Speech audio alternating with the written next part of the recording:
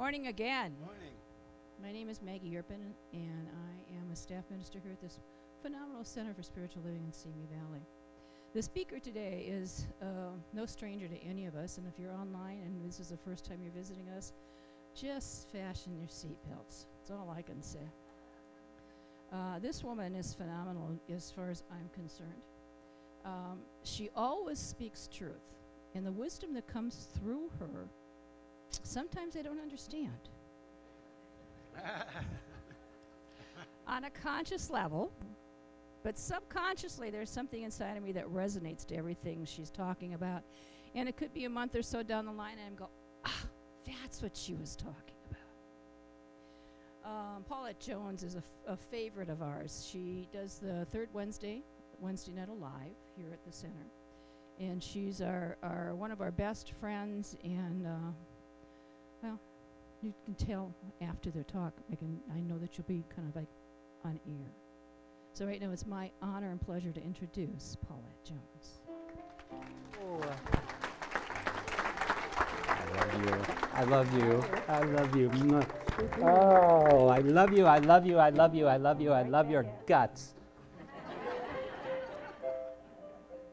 Hi, I'm going to start out with a shameful commercial announcement, if I may. Starting this Thursday, I'm going to be teaching an 8-week class on great spiritual traditions, as you may have already heard. And from my perspective, there's a real reason behind doing that. At the end of that period, you will have been exposed to 16 different spiritual traditions. We're going to be starting out with Hinduism, and then we're going to take a look at the Bhagavad Gita. And we're going to look at how the Bible was formed, how the New Testament was formed. We're going to look at the Baha'i and the Jains and the Mormons, and we're going to look at an incredible array of teachings because, metaphorically speaking, I think that if we know something about one spiritual tradition, it's like looking at the moon through a crack in the ceiling.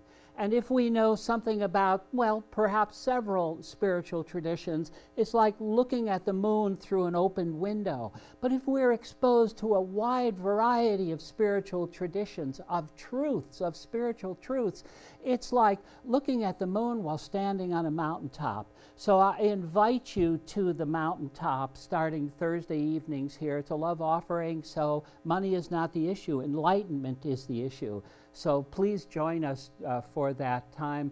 I guarantee you your life will be changed, as mine is every time I teach these kind of classes. So that's the end of the commercial announcement, and I'm going to start my talk for real. I am. Hi, I'm Dr. Jim Lockard. I thought I might as well go for it. I know you're sitting there thinking, hey, wait a second. I know Jim Lockard, and you're no Jim Lockard. In some sense, I am. I know Dr. Jim is, if you're watching Dr. Jim, I know he's home, he's saying to Dorianne, do you know where my ministerial license is? I got to look something up. That's Dr. Jim. We love him. We are about love. And this is so strange. I show up and the entire first row is empty. This is like a Gallagher contest, a concert or something, isn't it? We're going to pass out plastic sheets so you don't get too much enlightenment on you. Yay! No, you never know what's going to happen here. Unbelievable. This is called dressing the house. And I'm glad you got dressed before you came out of the house. Oh, this is our newest reverend. This is Rob. He's like a reverend now. So we have to treat him with reverence. I thought I was the guest speaker today. Apparently it's Serwin Vega here. What is this?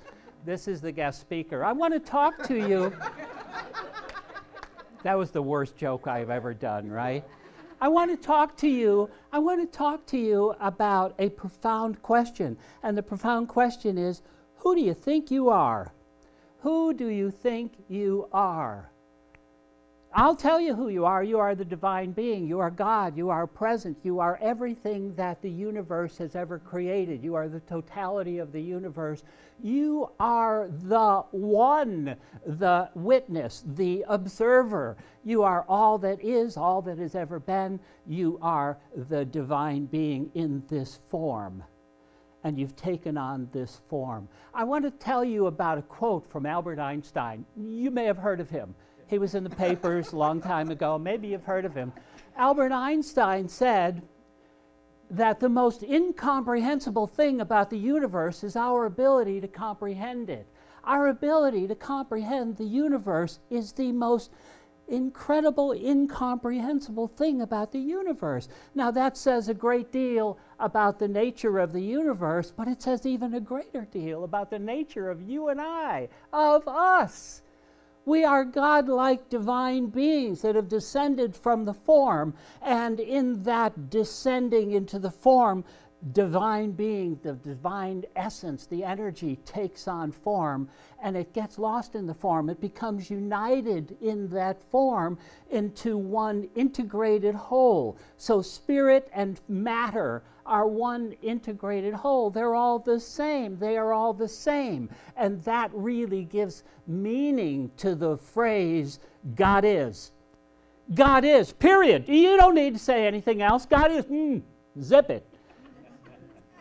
God is. Now, for our edification, we may say, oh, God is great, God is love, God is, He's all of that, but it's enough. God is, boom, period. The divine essence of God, it's enough.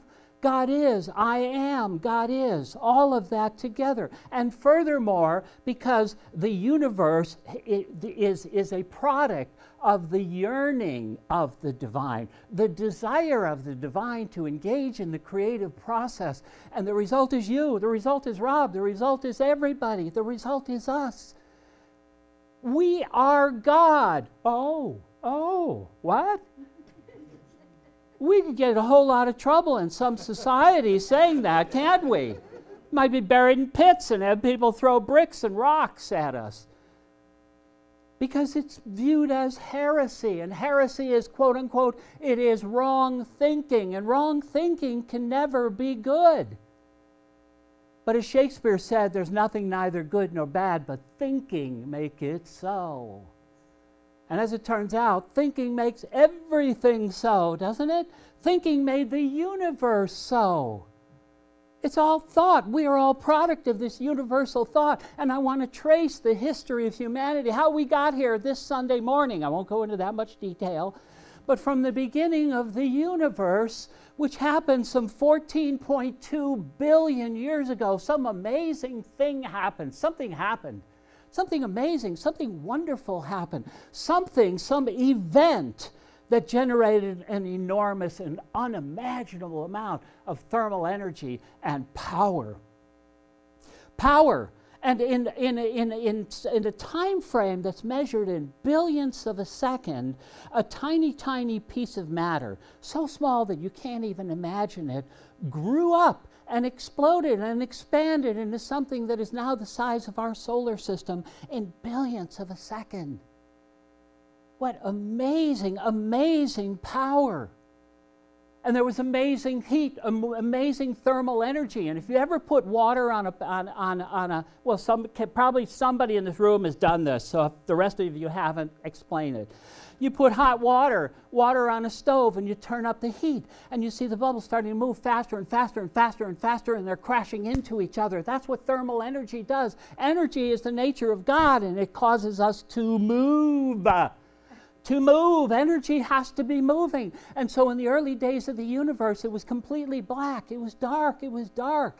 Because the temperature was so hot that nothing could come together. It was forcing, the force moving, force equals mass times acceleration. It was moving so fast, accelerated at such speed, that it couldn't enter any kind of relationship, and the universe was in chaos. And it was dark and black for 500,000 years. And then in the Bible it says, hey, let there be light. And the universe cooled down enough so that electrons, free-floating electrons, could enter into a relationship with subatomic particles. And in that moment, atoms were created. Atoms, matter. Matter that come together in a relationship. Matter came together in that moment. And once atoms exist, electromagnetic energy exists, which is light. So suddenly the universe lit up, and for the next 13.7 billion years, there's been this amazing light show going on. Imagine the fireworks as gravity begins to take over, and all of this mass starts to come together, and suns begin to form, and they create these heavy elements, and then they grow up, and they explode, and they turn into supernovas, and they shower the earth with these life-giving, well, the earth didn't even exist. They showered the rest of the universe with these life-giving elements. And that went on again and again. And finally, on the third time, gravity created our sun. And gravity pulled it together, and the universe continues to cool because it's the second law of thermodynamics. As the universe expands, it begins to cool. And the cooling of the universe is what created us. Some 4 billion years ago, this planet came into being. 4 billion years ago. And for the first 600 million years ago, it was a lifeless chunk of nothingness. A lifeless chunk of matter that didn't really have a lot of meaning at the time. But somehow, around 600 million years after that formation, so we're like, 3.4 billion years ago, God reached out and brought life to this planet. Life came to this planet. And at first, it was this single-celled beings that just kind of floated around. And it took some 2.8 billion years for these single-celled entities to come together into multi-celled entities, into multi-celled beings. And they crawled out of the ocean, and they became, and the march toward evolution continued. You know, some 160,000 years ago, humans showed up on this planet finally. And we all lived around the area of Ethiopia in Africa. We were all very dark-skinned individuals. And around 25,000 years ago, the Neanderthals died out and left this planet to us. Now, if you've been surfing a lot of dating sites, you may really be surprised to hear that. So I've heard. So I've heard. But the Neanderthals went away, and some 12,000 years ago, people migrated out of Africa and went to Europe. And as they evolved, light-skinned Europeans began to appeal, and then the whole thing went to hell. No, it didn't. I'm only kidding. But there's a reason why we came here. There's a very good reason why we came to this planet. Because God couldn't do the job himself. We are the co-creators, but beyond co-creators, we are absolutely a part of the universe, a necessary part of the universe. And excuse me for a minute, I have to talk to myself, and I have to engage in this introspective thinking, because that's really why I'm up here. I'm talking to myself, and you guys happen to be in the room. But I'm really talking to all of us. I'm talking to truth. I'm talking to the idea. And ideas is what created all of this. We are God. We are God-like beings, aren't we? We are God-like beings, and we create the world, our evolution, our thoughts. Thoughts are things. We're going to find out how true that is, that thoughts are really things. We are active participants in the world. We are heading toward an evolution, and guess how we do it? We do it by what we know, by knowledge. Nikola Tesla is said to have quoted or he said this, how do I say this? Nikola Tesla said, that'd be pretty simple, right? I got to complicate everything, don't I? Nikola Tesla said that the entire universe is made up of information and energy. Think about that.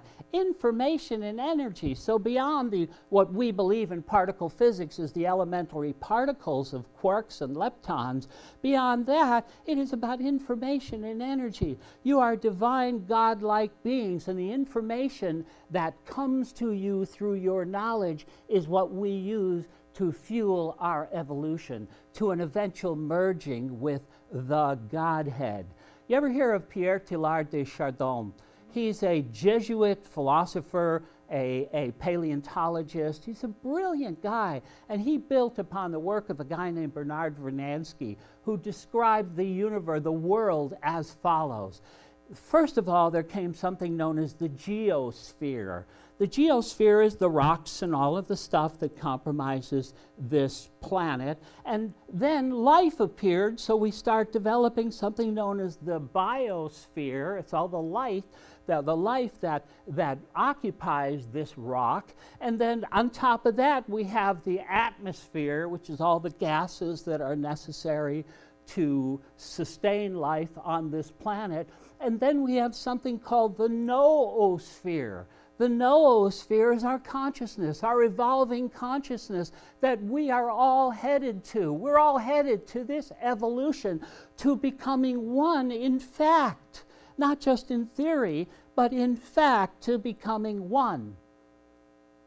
You know, the poet Rumi, I love the Roomster, the poet Rumi, he said, when I die, I will fly with the angels. And when I die to the angels, what I will become is unimaginable. Guess what? You don't have to die to become something unimaginable. You are already something unimaginable. You are something that is so unimaginable. You can't even imagine it. It's so unimaginable. Marianne Williamson also said, you know, our greatest fear is not that we are inadequate. Our greatest fear is that we are powerful beyond measure. We are powerful beyond measure. And beyond that, she said, our greatest fear is not the darkness that we have. Our greatest fear is the light that we are. So I urge you to step into the light, to embrace the light, because the light is knowledge. The light is truth. The light is our evolutionary process that fuels this engine of evolution, and we are on our way to becoming something else. You know, we use this knowledge. This has been going on for thousands and thousands and thousands of years. I'm going to take you back for just a little before we go back up to the future. We're going to go back to the past, and we're going to demonstrate this in history in a way that you might find really surprising. And we are going to have a math class. We are! Yeah, and there'll be plenty of homework too. So I don't want any of your guff about it. This incredible, wonderful, that requires some water. I think of a guy named Pythagoras. Now, all of a sudden, before you start, you know, putting ropes around your neck and jumping off of chairs, there really isn't a math class, but I'm talking to you about Pythagoras and the idea of the religion of the Pythagoreans in a way that perhaps you have never heard of it before. It was a religion. We have come to know Pythagoras from something known as the Pythagorean theorem, which I'll talk about in just a minute. But we've come to know Pythagoras through this, but did you know that it was really a religion? It was searching for God in all kinds of places that we can't even imagine. The idea was that the Pythagoreans believed in something that even came before Plato. We attribute this to Plato, but it really came from the Pythagoreans. And they said that the totality of reality consists of two separate things. The totality of reality consists of, get this, the physical out there, which we come to know through our senses, so he referred to it as sensible stuff, versus intelligible stuff, the stuff that comes to us through our intellect, the intelligible stuff. And so we come to know it in two different ways, and this is how the Pythagoreans approached God and realized that it's all seamless one. And consider this, they worship the sacred circle. And many people in the ancient world worship the circle in one form or another. Consider the Ouroboros. Do you ever hear of the Ouroboros? That is the snake that's in a circle that is consuming its own tail, and it represents the idea of birth and death and regeneration in a perfect circle. But beyond that, the Pythagoreans looked at the circle and they saw God. They saw divinity. Think of this. Think about the idea, the concept of the circle, and think of the divine being that is reflected in the circle. First of all, a circle, every point is equidistant from the center, and that's good. There's no beginning, there's no end. Does that sound familiar? And if you take the relationship of the diameter to the circumference of this circle, you come out with the sacred symbol known as pi. Pi, anybody want pi? 3.141529, and then it goes on and on and on forever. It is a mysterious number. In fact, mathematicians refer to it as an irrational number. It's irrational because we just can't get our minds around something, our rational minds around something that goes on forever and ever and ever and ever and ever. It is further transcendental because we don't know how to get there. We can never get there, and it's been proven mathematically, by any operation on whole numbers. The only way we can get there is through the sacred circle. We have to enter the sacred circle to come to transcendental knowledge of mathematics. And furthermore, and here's something you've never heard before, because I just thought of it. So actually, I've never heard it either. Let's see how it comes out.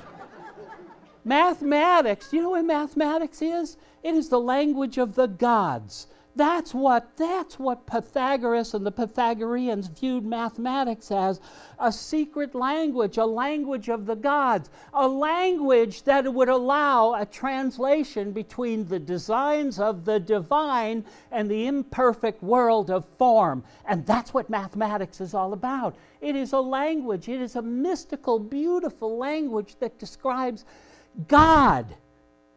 It describes God in form. And the idea that we use this mystical language to create something known as the Pythagorean theorem changed the course of the history of the world. Using this incredible godlike language that was created, known as mathematics, the pyramids, the ancient pyramids of the Egyptians were built, because the Pythagorean theorem is such that it describes a rectilineal triangle, and the right angle is across from something known as the hypotenuse, which is equal to the square root of the sums of the squares of the other sides. You got that? Everybody together now.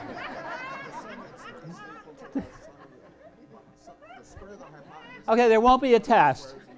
There you go. See, Rob can do it. Reverend Rob can do it because he's spiritually enlightened, and the rest of you, well, there you go. F. Summer school for you. So it was a truth. It was a knowledge. It was something. It was a divine, amazing, wonderful language, and it described the nature of the universe. And later, Plato and these guys would come along and describe this kind of. Plato wrote on something known as the world of forms. So it is the same concept that our minds create the world of forms, and that the world of forms is not perfect, but the world of the creative genius behind it. The divine truth of form is the essence of God.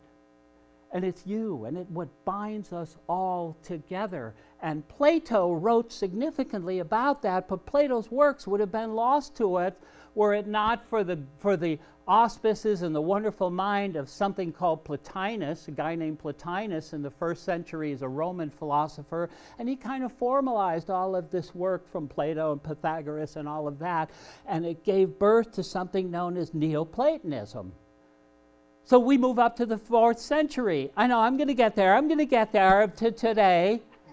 Jeez, Maggie's sitting over, when are you going to get there? I'm going to get there. Takes us to the 4th, shut up and sit down. I love her. I love her. So we come into something called Augustine. Augustine was a 5th century dude who was a church father, and he was an amazing philosopher, and whether we realize it or not, we are all Augustinians. We are all Augustinians because Augustine kind of pulled some concepts together upon which our social fabric is built today.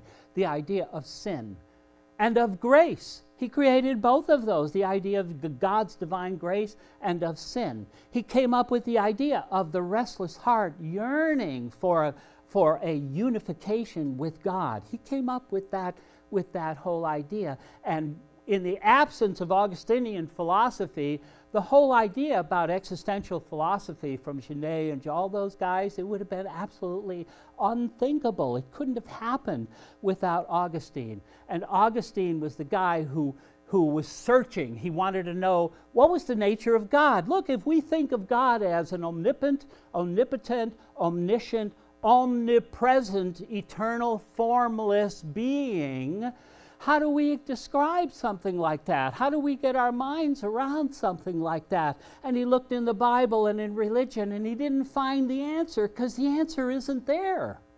It's not in religion, it's in philosophy. That's really where the answer was. And he traveled to Milan and he ran into the Neoplatonists and he thought, geez, these guys are just about the smartest people I've ever run into, because finally I've got somebody who can offer me some sort of hope for answering these deeply profound questions about the nature of God, the nature of the human soul, the nature of myself, the nature of my relationship to the divine and to all that is. That's what Augustine was all about. And he was searching. He was searching. We're all searching. I think of William Shakespeare. In 1601, he wrote a play that, by the name of Hamlet. You might have heard of it. He wrote a play called Hamlet. And in that play, in Act 2, Scene 2, he is talking to his friends, Rosencrantz and Guildenstern, and he says to them, "Oh, what a piece of work is man!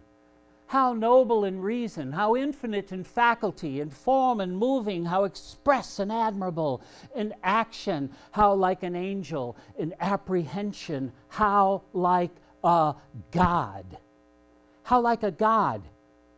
That's what William Shakespeare thought of you guys. How like a god. He wrote that in 1601, and he had no knowledge that 300 years later, in the year 1900, the age of quantum physics would be launched with the discovery, the insight that matter absorbs and emits energy in discrete packets, bundles known as quanta. And that changed the whole world. But they're going to the same truth that William Shakespeare wrote about in Hamlet. The same truth about who it is that you are. The godlike being that you are, and the power you have to create the world around you. Because quantum physics, which, by the way, was developed absolutely in parallel with Ernest Holmes' teaching called Science of Mind. You may have heard of it. The teaching of Science of Mind was developed in parallel with this idea, and the interpretation, something known as the Copenhagen interpretation of quantum physics, tells us what? That the universe is a product of our consciousness. There are experiments, quantum experiments that we can run. Well, not me. You guys, someone can run these experiments. And as it turns out, when we observe these experiments being conducted, we get a completely different result than when we're not observing those experiments. And what does that tell you? It tells you that the determining factor in the universe is you. The determining factor in the universe is your consciousness. It is who you are. There was another, and that's what quantum physics, if you had to boil down the truth of quantum physics into one short paragraph, maybe you could do it in 3 letters. You. Because it is your consciousness, it is our consciousness that determine the output of quantum systems, and quantum systems are what takes place at the very core of the universe, at the very, very beginning of the universe, at the source, at the physical source. And remember, since consciousness has created this universe and lost in this universe, it is all one seamless, integrated whole. It is the truth. You are the truth. Albert Einstein, at the same time, in 1905, he created something known as the theory of special relativity. He followed it up in 1912 with the theory of general relativity. But one of the most amazing things that fell out of this whole thing is the concept of the most recognizable mathematical equation in the history of man. You know what it is, right? E equals mc squared. The equivalency of energy and mass. Not only the equivalency of energy and mass, but they are the same thing, the interdependence between those two, between energy and mass. And E equals mc squared was Albert Einstein's way of saying that energy is equal to mass in motion. Ernest Holmes would say it as thoughts are things. I like that better. That's a little easier. Thoughts are things. As a matter of fact, I'm going to get one more drink of water. Can you edit this part out of the... probably not, huh? We don't like those. No. I want to read you something from Ernest. We love you guys. I'm only kidding. Everything's going to come out black now. I know. They're going to get me. No, I love the guys. So here we go. This kind of sums up everything that I was talking about. So you ready? Here we go. If you translate this is from Ernest Holmes. I happen to be I am honored to serve on the board of directors of the Archives of Science of Mind. And thank you for my service. So, so they gave me a book. Now I have 2 books at home. And this one, I turned to page 18 while preparing this, and guess what it says? If you translate the universe in terms that now science accepts and upon which the atom bomb was made possible, the equation of Einstein, where he said that energy and mass are equal, identical, and interchangeable, that is no different scientifically than it would be philosophically for Quimby, he's talking about Quimby, to say matter is mind in form and matter is matter in solution. It is the same thing. Or for Spinoza to say, I don't say mind is one thing and matter is another, I say they are the same thing. It is no different when Einstein said there's probably one law in physics that coordinates and synthesizes all laws. That was for Emerson to say. Quote, there's one mind common to all individual men, or for the Jews to say, Hear, O Israel, the eternal, the Lord thy God is one Lord, or the ancient Hindus to say he is the one. Whatever you name it, and here's kind of critical, whatever you name it, it can't be that. It can't be that which you name, because it isn't limited to the name. He is one undivided and indivisible intelligence, conscious awareness, law and order, and action and reaction, the polarity. The polarity! You are the polarity. The polarity means the totality, north and south. It is in and of itself self-sustaining.